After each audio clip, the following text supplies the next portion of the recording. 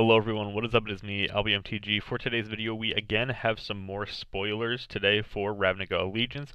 At the end of yesterday's video, even though the video went up a little bit later than I was hoping for, they still spoiled more cards after yesterday's video went up, so we're going to talk about those, as well as all of the cards that we've seen in today's spoilers. So, we'll start off with Archway Angel. This is, or Archway Angel, however you want to say it. 6 mana, 3/4 flyer. When it enters the battlefield, you gain 2 life for each gate you control. Fine limited card. It's got evasion, gains you some life. Nothing too crazy, just going to be a limited card. Next up, we have a card that's actually quite good. This is one of the best flying men we've seen in a while, and actually standard flying men might be very playable right now. Winged Salamander is 1 blue mana for a Salamander Drake flyer. It's a 1/1, but then it also has, for 8 mana, you can adapt 4, but the adapt of 8, it costs 1 less for each instant and sorcery card in your graveyard. So it's possible that you could be paying a total of 2 mana for a 5/5 flyer, which is kind of crazy. That's the cheapest you can make this card. The instants and sorceries can't remove the 1 blue from the cost of the adapt, but again, 2 mana for a 5/5 flyer is really strong, and I could totally see some sort of blue-white flyers aggressive style strategy shaping up. That's basically just like Flying Men, where you get to run Winged Salamander, you get to run Siren Storm Tamer, these really aggressive flying blue cards for 1 mana, and then you also get the white ones as well, like whatever the Hawk is named, or the Falcon, something like that, and then Healer's Hawk as well. I think it's like Riftwing Falcon or Rustwing Falcon, something like that. It's from M19. It's a 1/2 flyer for 1. So you could have this really nice aggressive start with just a bunch of flyers, played a bunch of 1-drops, maybe even throw in Legion's Landing since you're going to be really aggressive. And yeah, I think that could be a really strong potential deck. And then of course, because it's instants and sorceries, people are thinking about possibly this going into the blue-red Drakes deck already, so you could play 12 Drakes instead of 8. Again, that would be a pretty sweet little list as well. Yeah, overall it's a pretty sweet card. We'll definitely have some standard implications, and even for limited, it'll be fine as well. Guildmage here. This is the Rakdos Guildmage. 2 mana, 2/2 for 4 mana and tap. Target player discards a card. Activate this ability only anytime you could cast a sorcery. So that's kind of like it's not the best one. I really like the second one though for the Cold Guildmage. 1 red mana and tap. Cold Guildmage deals 1 damage to target opponent or planeswalker. This allows you to turn on Spectacle so easily for a Rakdos deck. Even if the board is totally clogged up, you can go ahead and just pay 1 additional mana and tap this, you deal 1 damage to your opponent, and then suddenly you get all of the extra Spectacle value as well. So I really think the Cold Guildmage is a good one. The 4 mana discard is definitely not, you know, the craziest thing in the world. Sometimes it'll be relevant, possibly, but the fact that this can enable Spectacle for only 1 mana and then tapping your creature is very good for a Rakdos limited deck. Next up we have Immolation Shaman. This is 2 mana for a 1/3. Whenever an opponent activates an ability of an artifact, creature, or land that isn't a mana ability, Immolation Shaman deals 1 damage to that player. So again, sort of a harsh mentor style effect. And then it has, for 5 mana, Immolation Shaman gets +3/+3 and gains Menace until end of turn. So again, just the ability to pump it a little bit. The mono red deck doesn't really have great 2-drops right now. 2-drops are really where it's lacking. The only 2-drops it has that are really good are like Runaway Steamkin and Viashino Pyromancer. Aside from that, there aren't really any good red 2-drops, so it's possible that Immolation Shaman maybe slots in there as a 1 or a 2 of, or at the very least maybe like a sideboard card potentially as well. Although we have seen that Harsh Mentor, while it was around, didn't really do as much as we were hoping it would, so it's possible that Immolation Shaman ends up being the same way, where it just doesn't really do too much. Next up we have Audition and Audacity, which is the rare Rakdos split card. This one, for an instant, 2 mana, target creature gets +3/-3 until end of turn, so it can be kind of a way to buff your bigger creatures or a way to kill off some smaller creatures. And then for Audacity, this is 6 mana for an instant. Destroy target non-basic land. Audacity deals 2 damage to target opponent or planeswalker. So for limited, I think that the Audition side really is, you know, it's not too bad. I kind of like the Audition side. For standard though, the Audacity side seems like it'll be reasonable. As an instant, you can go ahead and kill things like Search for Azcanta, maybe Detection Tower, or whatever card is really relevant to you that your opponent might have that's a non-basic land. And then the additional 2 damage is just kind of like fine. So having these 2 effects added onto each other on 1 card is, you know, fine. But again, I think this is one of the the more underwhelming rare split cards that we've seen. I think there are plenty of better ones, and that this one might actually just be the worst one. But again, you can't really go wrong with just a simple removal spell for 2 mana in Limited, so it'll still be something that people end up playing in Limited. Next up we have Warrant and Warden, and I accidentally clicked Instant there, so sorry about that. We'll go back to Warden, and Warrant is... Man, my computer's running really slow. There we go. Warrant is 2 mana. This is, again, the rare Azorius split card. Put target attacking or blocking creature on top of its owner's library. I kind of like these effects for Limited. It stops them from drawing a new card, kind of sets them back a turn as well, which can be nice for your Azorius deck. And then Warden is 5 mana for a sorcery. Create a 4/4 white and blue Sphinx creature token with flying and vigilance. Again, in something like Limited, this could just be a great way to end the game.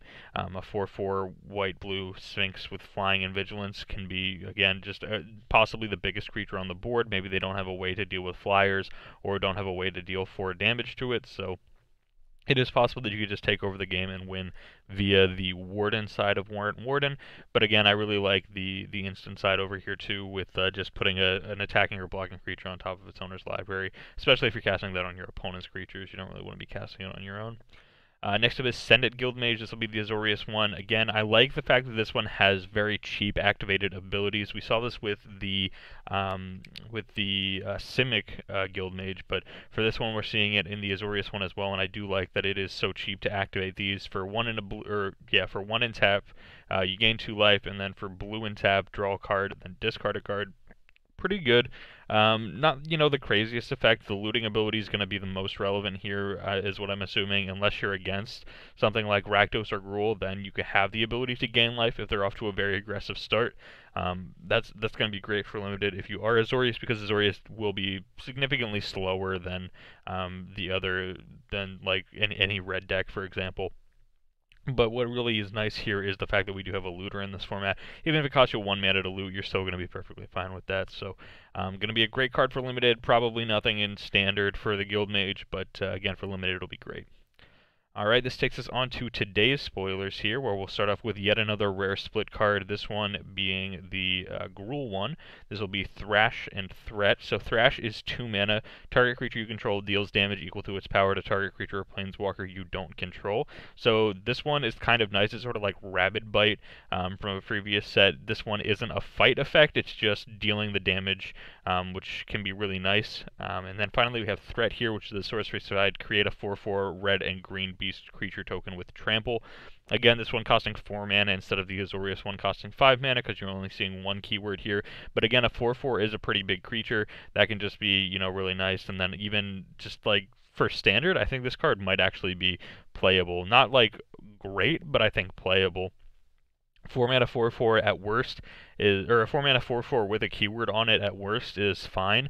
And then the Thrash ability, if you're in Gruul, you're gonna probably have some bigger creatures that you want to just deal damage to, so I think it'll be pretty sweet there. And instead of it being a fight effect, if you have to kill something with lifelink, like a Healer's Hawk or a Lyra Dawnbringer or something like that, then they're not gaining life from the fight effect, which can be pretty relevant as well. So I do kind of like Thrash Threat as possibly one of the only rare split cards that might see a little bit of Standard play. Next up is Benthic Biomancer. This is 1 blue mana for a 1/1, 2 mana to adapt 1, and then whenever 1 or more +1/+1 counters are put on Benthic Biomancer, draw a card, then discard a card. I think this card's pretty good. I don't know if it's going to be Standard playable for the Merfolk deck. I think the Merfolk deck would be the only deck that wants it. And the 1-drops there really aren't too great, so it is possible that Benthic Biomancer could be another 1-drop to slot in that deck. It probably just takes the Jade Guardian slot. I think it's Jade Guardian, maybe Jade Bearer or something like that. The other green 1/1. Aside from that, like, you have Kumena Speaker, which is a solid 1/1, but I think the Benthic Biomancer could be a pretty sweet one here too. Again, you're seeing sort of a loot effect as the creature grows, which is pretty nice. Next up, we have Awaken the Erstwhile, which is 5 mana for a sorcery. Each player discards all the cards in their hand, then create that many 2/2 black zombie creature tokens. This card, I think, is pretty sweet. Maybe it's not good, but I think it's sweet. It's a very unique effect, so we haven't really seen anything like this before, and so I do think it is kind of cool. I like that it kind of puts them in top deck mode, where you just make, let's say, even this is 5 mana to make, let's say, 4 zombies, right? You're making 8 power worth of creatures and putting them in top deck mode to deal with these 8 power worth of creatures that you have. So I do think that this card is pretty interesting. Again, like I said, I don't know if it's very good, but I think it's pretty interesting. Next up, we have the Orzhov. I almost said Azorius again. This is the Orzhov split rare card. Revival here is a sorcery. Return target creature card with converted mana cost 3 or less from your graveyard to the battlefield. I like it. Not too bad. Kind of like an Unearth without cycling that costs an extra mana. Still could be fine for standard. And then Revenge is 6 mana. Double your life total. Target opponent loses half their life rounded up. So this is kind of an interesting effect. Has a high ceiling, but also has a pretty low floor. So I don't really like this one too much. I don't think it's great. But I do kind of like the revival side, getting to bring back some of your creatures, and with what we've seen with maybe an aristocrat style strategy forming, bringing back something from the graveyard, like one of your important aristocrat style outlets, could be pretty good here with the revival side of Revival Revenge. Next up we have Gale Drake. This is 5 mana for a flyer. Other flying creatures you control get +1/+0. Again, not too bad if you end up with like a blue-white flyers deck in limited. That could be perfectly fine. Some Azorius flyers, definitely not definitely not standard playable since it is 5 mana. But I think it's a pretty reasonable card for limited. We'll scroll back up a little bit here. Arrester's Domination, 3 mana, return target creature to its owner's hand at instant speed. I'm not really a huge fan of that, but Addendum, if you cast the spell during your main phase, draw a card. I do like that. That sounds nice to me. 3 mana sorcery, return a creature, draw a card. Sounds perfectly alright to me. If I do have to cast this as an instant, I'm not overly upset about it, but most of the time I can see myself casting this during my main phase and getting an additional card out of it. Just seems like the best way to do it. Next up is Azorius Skyguard. Again, just another limited card. 6 mana for a 3/3 flying. First strike, creatures your opponents control get -1/-0. Again, we're seeing sort of the blue-white flyers deck here with this one. Buffing your own flyers, and then this one being a flyer, and then lowering the power of your opponent's creatures. Again, I think this card's pretty sweet for limited, but again, nothing standard playable or anything like that. Ethereal Absolution, 6 mana for an enchantment. Creatures you control get +1/+1. Creatures your opponents control get -1/-1. And then for 4 mana, 2 colorless, a white and a black, exile target card from an opponent's graveyard. If it was a creature card, you create a 1/1 white and black spirit creature token with flying. You can do this at instant speed, so I do really like this card, especially for Commander. It was already pointed out that this card is going to be pretty sweet for Commander. Standard, maybe as the top end of your tokens deck, as a 1-of, possibly 2-of, but I think 6 mana is a little bit too expensive for standard, with an effect that doesn't just immediately impact the board outside of giving +1/+1s and -1/-1. It's possible that maybe for like an Esper control deck, they'll want this as a sideboard card against tokens, give those tokens -1/-1. That could be pretty sweet. Next up, we have another Mythic here. This one's going to be 5 mana for a 5/4 Flash Flyer, which I already like. And then when it enters the battlefield until end of turn, damage that would reduce your life total to less than 1 reduces it to 1 instead. So it gives you basically an extra turn. Says, okay, I'm not dead this turn, but then we go ahead and get to attack back with a possible 5-power flyer, which could be nice. But then it also has this effect where if it's in the graveyard, you can pay 6 mana and exile it from your graveyard to have your life total become 10 again. So it's basically just trying to keep you alive as much as possible is what this Angel of Grace is doing. So it could be a fine card. It's a pretty good card when you're behind, which is great if you're evaluating cards. So I think Angel of Grace has the potential to be pretty good. Again, 5 mana for something that's not, too crazy. I'm not sure if it'll see a ton of standard play, like maybe in, again, sort of like a Mardu or Boros, or I guess we've seen Seraph of the Scale, so yeah, Mardu, Boros, or Orzhov Angel sort of list, then Angel of Grace could be pretty sweet in there. Next up, we have a card in a foreign language. This is going to be Spirit of the Spires. 3 and a white for a spirit flying. Other creatures you control with flying get +0/+1. again, not too bad. We're seeing the blue-white Azorius Flyers deck coming together here. The payoff cards for it do look like they're a little bit more expensive than I would like for my blue-white Flyers deck, but I'm not gonna say no to some evasive creatures that are getting an additional buff here. Certainly not gonna say no to that. And then finally here for today we have Fireblade Artist. 2 mana 2/2 with haste, already like that, especially in Rakdos where you're trying to be aggressive. And then at the beginning of your upkeep, you may sacrifice a creature. If you do, Fireblade Artist deals 2 damage to target opponent or planes. I love this card. This card's great. If we're gonna end up making a Mardu, sort of aristocrat style strategy, this right here is a free sack outlet. You can only do it once per turn during your upkeep, but it is a sack outlet nonetheless that also deals damage to your opponent. So I think this card is great. Having haste as well turns on Spectacle, which is fantastic. So I think this is actually probably one of the better cards that we've taken a look at today. Fireblade Artist here. I think that card's quite good.